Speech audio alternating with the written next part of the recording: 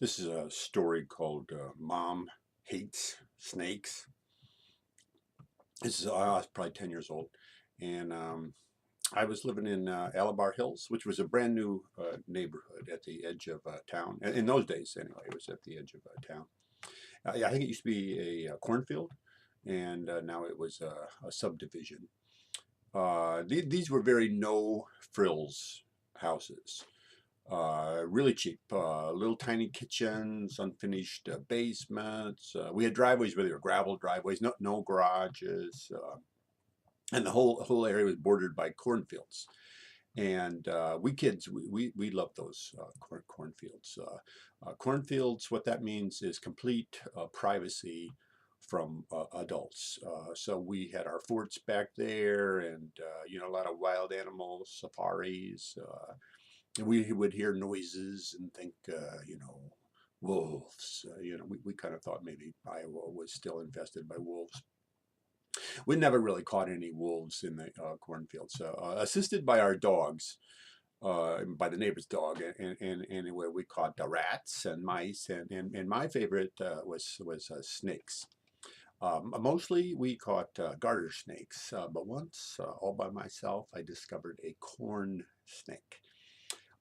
Maybe 5 feet long, 6 feet long. That snake was longer than I was tall, and it was magnificent. And I felt awe. I was afraid to touch it, but I thought about how there were places on Earth where people worshipped snakes, and I could kind of appreciate it. It disappeared into the corn. I never saw it again.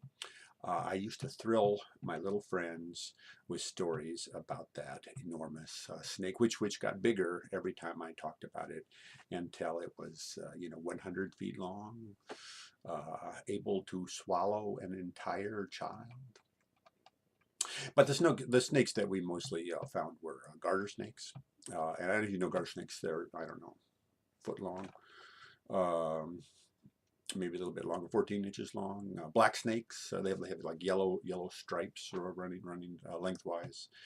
In the spring, you can find entire nests of them, brand new. They just hatched out.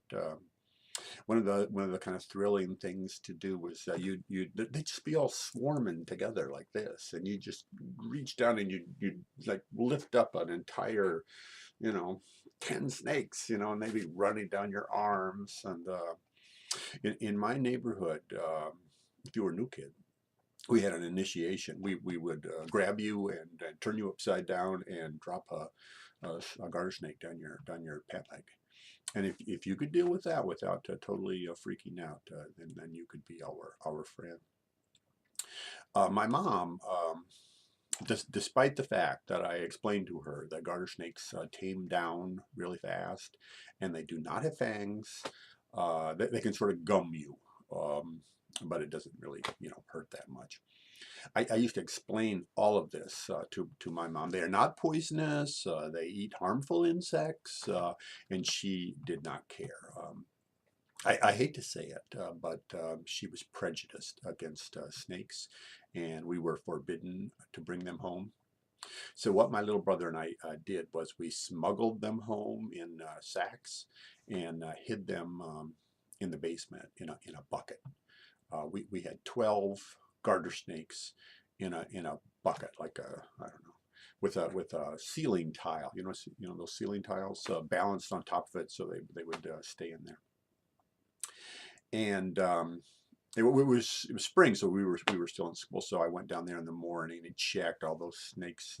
Everything was fine. They were like a big swirl of snakes on the bottom of the bucket, and I balanced that tile real, on top, and off we went to school. I was probably maybe fourth grade, I think, Miss Tan's room. And about 10 o'clock in the morning, all of a sudden there's a knock on the door, and the door opens up, and there's Mr. Clover. Mr. Clover's the principal, and Mr. Clover's very impressive. He's like 6'6".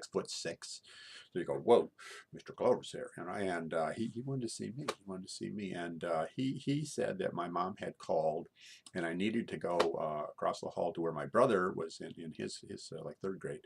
And we had to go home. There was some kind of family emergency. So I get my brother, and we're scared to death. Maybe somebody in the family's dead. So we run all the way home, and is Grandpa okay? Is Grandma okay? What happened? My mom, she looks at us for a while, and she's got her arms folded, and she says, "Are there snakes in this house?" And I want to lie. I want to, and finally, I can see by the expression on her face. I mean, obviously, she must have figured this out. So I said, well, maybe there might be one or two snakes in the basement, but don't worry, they're in a bucket, they can't get out. And she's yelling, one or two, there's snakes all over the basement. And she opens the door and down, you boys get down there, and you are not coming up until you catch all those snakes. And so we go down there, and we don't see any snakes. Basement it's a big mess. I mean, our basement's it's a big, huge, unfinished basement with stuff, my mom's stuff and dad's stuff and old furniture, and all our toys and stuff are down there. And but I don't see any snakes. And we go over to the bucket, and sure enough, the bucket is tipped over, and the tile has fallen off. And my theory is that all of the snakes maybe got all on one side of the bucket, like a kind of big wave of snakes, and they just toppled over the bucket. And anyway, they all escaped. And so, and in a way, this is kind of a cool thing. I mean, we're out of school. I mean, school's in session, and my brother and I are down in the basement looking for snakes, and it's kind of fun. It's kind of like an Easter egg hunt. Hey, I got one, and I turn around, he's got two, and so we're making like a contest out of it, and we're just looking everywhere. I got one, and I kind of think he won. I kind of think he found six snakes, and I found five, and so 5 plus 6, that's only 11. So we spend like a half an hour looking for that last snake, that 12th snake, and you know we've now used up the rest of the morning school time, and we're just about done with the lunchtime. We didn't even get lunch. We're down there this whole time looking for that last snake. And my mom's yelling, you boys, you finish up. You have to get back to school. We're not going to even get any lunch apparently. But so maybe we were wrong. Maybe there really wasn't 12 snakes. Maybe there was just 11. I mean, it's kind of hard to count snakes. They're always crawling around. And so we tell her, okay, yeah, we found them. We found all of them.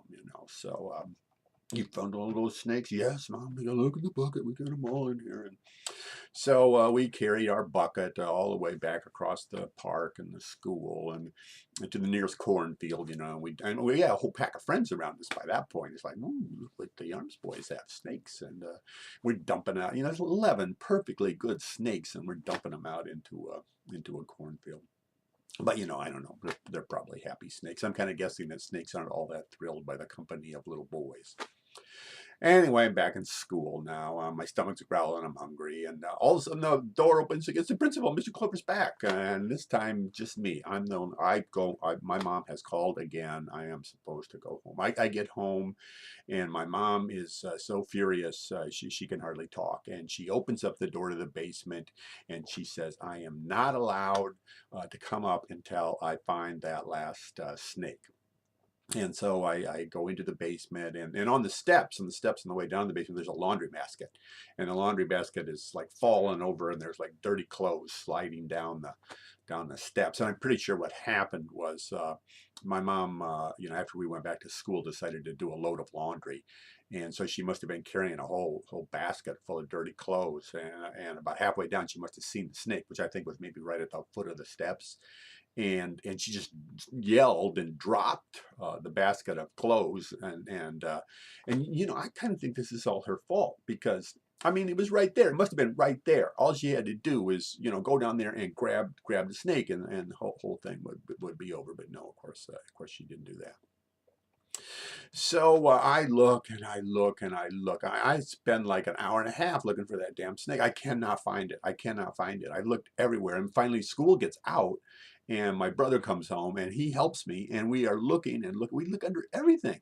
We cannot find this. And finally, my dad's home from work, and he's told he has to go down there, and none of us are going to get to eat. And I'm sort of thinking, we're going to starve to death if we don't find that snake. I'm sort of thinking maybe she just imagined it, maybe she saw like a shadow or something, and thought it was a snake, or maybe the snake got into some kind of crack down here and disappeared, and we're never going to find this. We'll be down here for the rest of our lives. I started to think. But my dad told me his theory about women and snakes.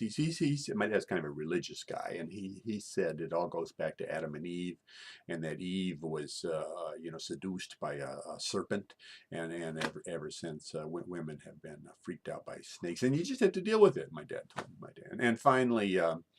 My dad found it. There were some of these old license plates kind of leaning against the cement wall at one part of the basement, and he tipped those back, and there was that.